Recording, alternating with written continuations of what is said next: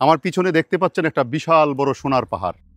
এটাকে বলা হয় আলোকলতা, স্বর্ণলতা। এর বিজ্ঞানভিত্তিক নাম হচ্ছে কুস্কুটা রিফ্লেক্সা, যা কনভুলভুলেসি পরিবারভুক্ত সপুষ্পক পরজীবী উদ্ভিদ। এই আলোকলতা বা স্বর্ণলতা সাধারণত বড়ই গাছের উপর খুব বেশি জন্মে, কারণ বড়ই গাছের সাথে তার সখ্যতা আছে।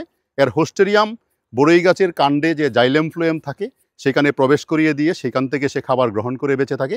এই স্বর্ণলতিকাকে যদি আপনি টমেটো গাছের পাশে রাখেন, তাহলে স্বর্ণলতিকা খুব দ্রুত গতিতে টমেটো গাছের দিকে ধাবিত হয়, এবং একে যদি আপনি গম গাছের কাছে রাখেন তাহলে গম গাছের থেকে মুখ ফিরিয়ে নেয়। টমেটো গাছ থেকে যে এলিলোকেমিক্যাল নিঃসরণ হয় সেটা স্বর্ণলতিকা খুব বেশি পছন্দ করে, এবং গম গাছ থেকে যে এলিলোকেমিক্যাল নিঃসরণ হয় সেটা স্বর্ণলতিকা একটুও পছন্দ করে না। তাই আজকাল বিজ্ঞানীরা গম গাছ থেকে যে এলিলোকেমিক্যাল নিঃসরণ হয় সেটা নিয়ে গবেষণা করছেন। সেই গম গাছের এলিলোকেমিক্যাল দিয়ে স্বর্ণলতিকার বৃদ্ধিকে কিভাবে রহিত করা যায় এটা নিয়ে কাজ চলছে।